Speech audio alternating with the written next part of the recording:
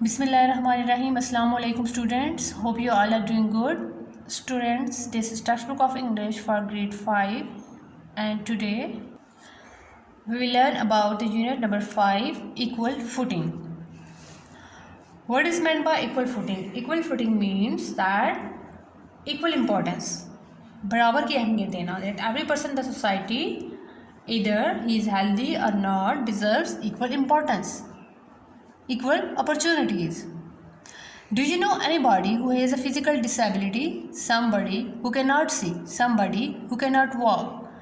They may not be able to do all the things that other people can do, but they are capable of some amazing things. Look at the pictures below. Can you fill in the names? The initials are given. If you need more help, read the statements on the next page. क्या आपको मालूम है किसी ऐसे शख्स के बारे में जो कि डिसेबल है, फिजिकली जो डिसेबल है, जो क्या डिसेबिलिटी है? फॉर एग्जांपल, अगर वो देख नहीं सकता, कोई चल नहीं सकता, वो तमाम ऐसे काम नहीं कर सकते जो कि एक नॉर्मल एक हेल्दी इंसान कर सकता है, लेकिन कि उन लोगों को अल्लाह ताला ने और बहुत सी दूसरी अमेजिंग जो है सलाहियतें उनसे नवाजा होता है. They are capable of some amazing things. अगर वो आम लोगों की तरह काम नहीं कर सकते तो कुछ वो अमेजिंग चीज़ें ऐसी करते हैं जो नॉर्मल लोग, healthy people can not do. So here the pictures are given. The first, H.K.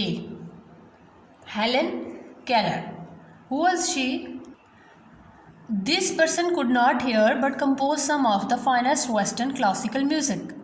ये जो शख्स है वो देख नहीं सकता, हिंट आपको दिया गया है, लेकिन उसने क्या किया? बहुत बेहतरीन फाइनेस्ट वेस्टर्न क्लासिकल म्यूज़िक जो है उसने कंपोज किया. Who was he? His name was Beethoven. कौन था ये? Beethoven. The second one, this person could not see or hear but became a famous speaker and campaigned for civil rights. कि ये सुन नहीं सकता और देख नहीं सकता, लेकिन क्या था कि इसने सिविल राइट्स के लिए बहुत कंपेन की और बहुत अच्छा ये स्पीकर बन गया. सिविल राइट्स के जो है शहरी हकूक़ हैं उनके बारे में बोलने के लिए.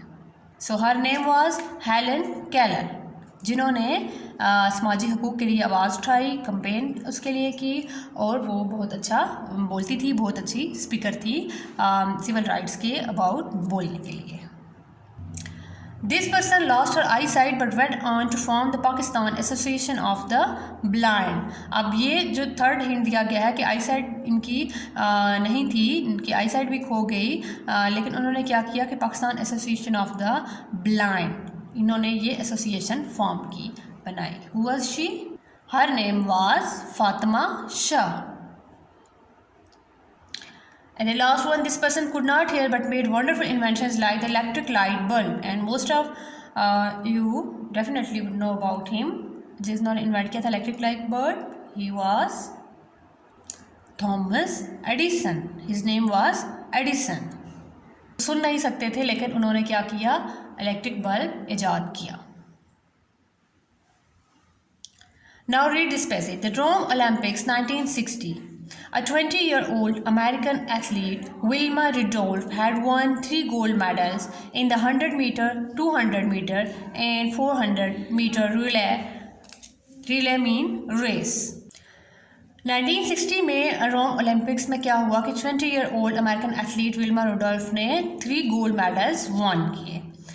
Records like this are set regularly at the Olympics, but this was no ordinary record, and Wilma was just another gifted sports person. अब क्या था कि रिकॉर्ड्स दूसरों के बहुत से बनते हैं, बहुत से लोग जो हैं गोल्ड मेडल्स विन करते हैं ओलंपिक्स में, लेकिन ये कोई ऑर्डिनरी रिकॉर्ड नहीं था, ये कोई आम बात नहीं थी, आम रिकॉर्ड नहीं था. और विल्मा भी जो है not just another gifted sports person, कि वो भी एक दूसरे जो हैं स्पोर्ट्स पर्सनस हैं, जो ऑर्डिनरी स्पोर्ट्स पर्सनस हैं, उनकी जैसी नहीं थी. Why?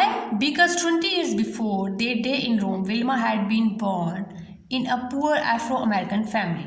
20 साल पहले रोम में विल्मा जो है एक पुअर एफ्रो अमेरिकन फैमिली में पैदा हुई.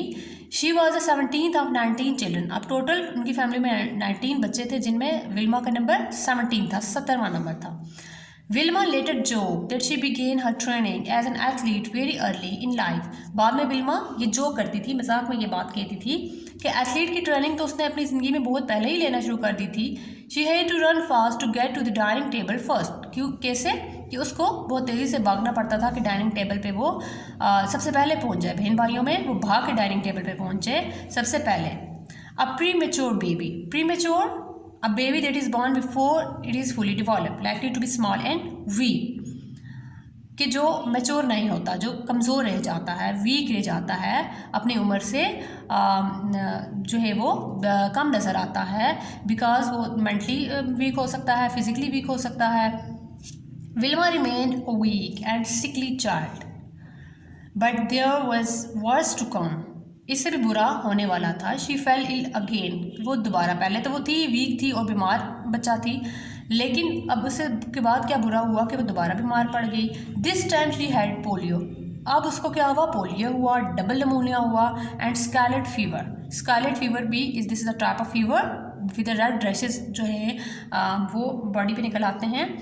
Wilma lost the use of her leg, she was just 4 years old. तो क्या हुआ कि इतनी सारी उसको बीमारियाँ लगी तो वो अपनी लेग्स को यूज़ करना, मतलब लेग्स पे उसका इफेक्ट हुआ, तो वो उनको नहीं यूज़ कर सकती थी।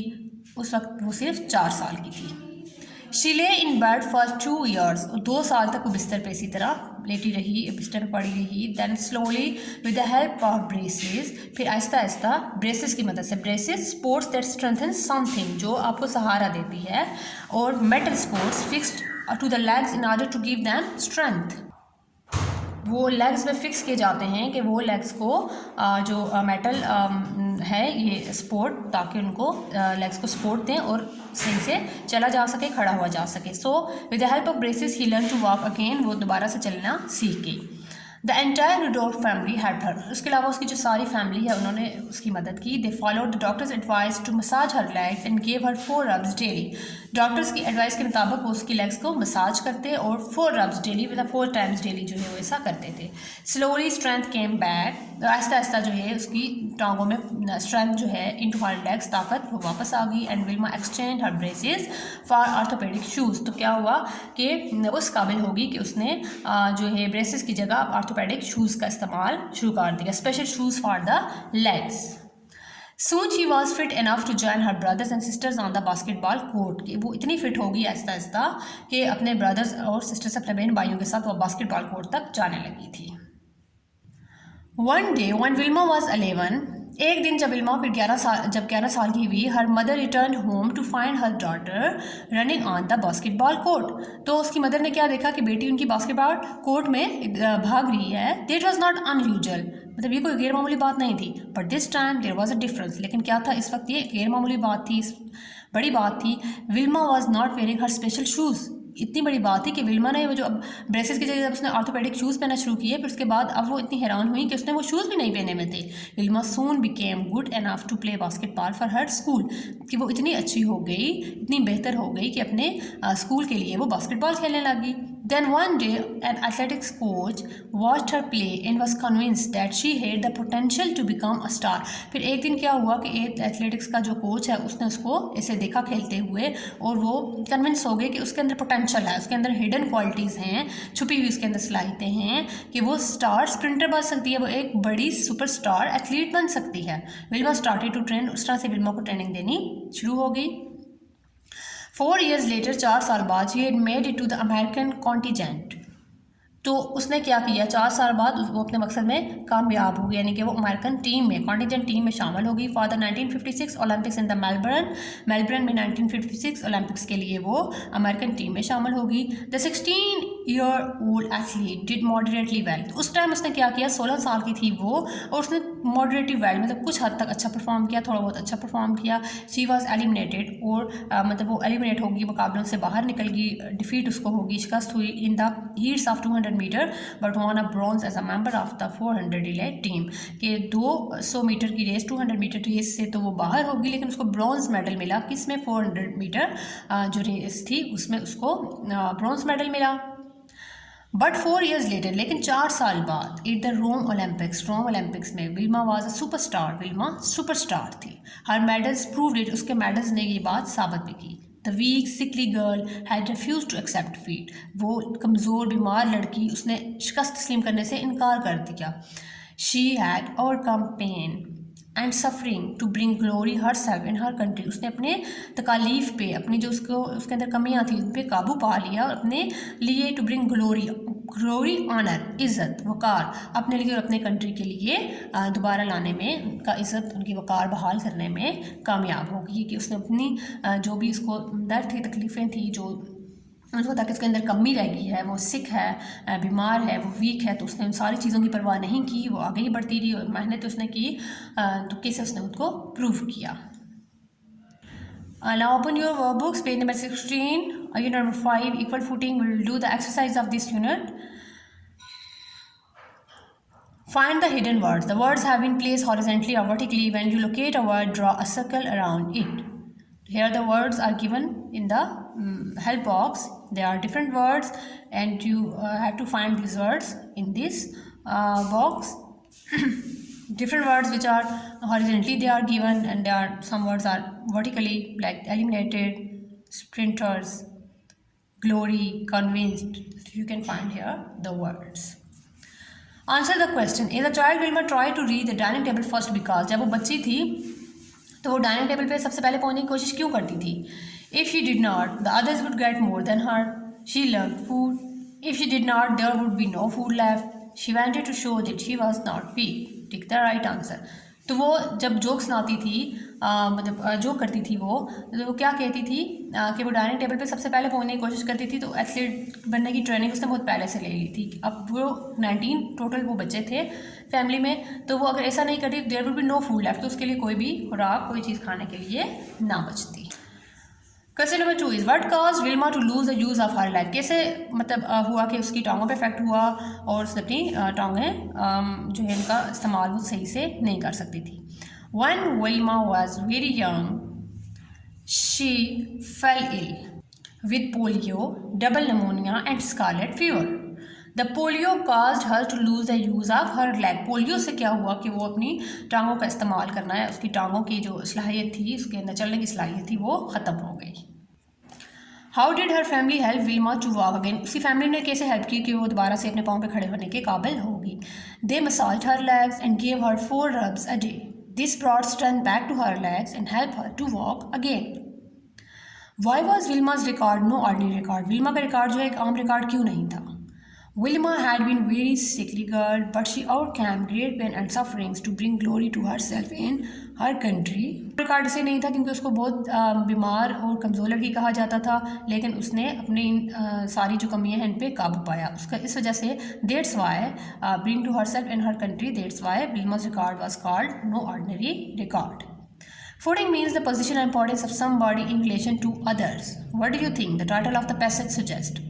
The title suggests that every person in the society, either he is healthy or not, deserves equal importance. Equal footing का क्या मतलब है कि सोसाइटी में हर बंदा, चाहे वो हेल्दी है चाहे वो वीक है, तो वो क्या है, इक्वल इंपॉर्टेंस डिजर्व करता है. Can you list those ways which you can use to bring glory to your country. आप अपने कंट्री के ग्लोरी कैसे ला सकते हैं वापस, उसकी शान, उसकी अजमत, आप कैसे क्या काम कर सकते हैं इससे. So we can bring glory to our country by working hard and showing honesty in every matter of life. हम बहुत ज़्यादा मेहनत करें, हम ज़िंदगी में जो भी काम करें हम उसमें ऑनेस्ट बने, ऑनेस्टी शो करें, ईमानदारी से अपना काम करें, तो we can bring glory to our country. Workbook page number 15 is your homework, students. Words are given. Athlete, you have to write here the definition of this and then you have to make the sentence. Moderately, definition, sentence. Glory, what's the meaning of glory? Then write here the sentence of glory. Defeat, here you have to write the meaning and then make the sentence of defeat. This was our lecture number 9 today. Hope you will learn this, and so students, you have to prepare this unit very well. Till our next lecture, Allah Hafiz, stay home, stay safe.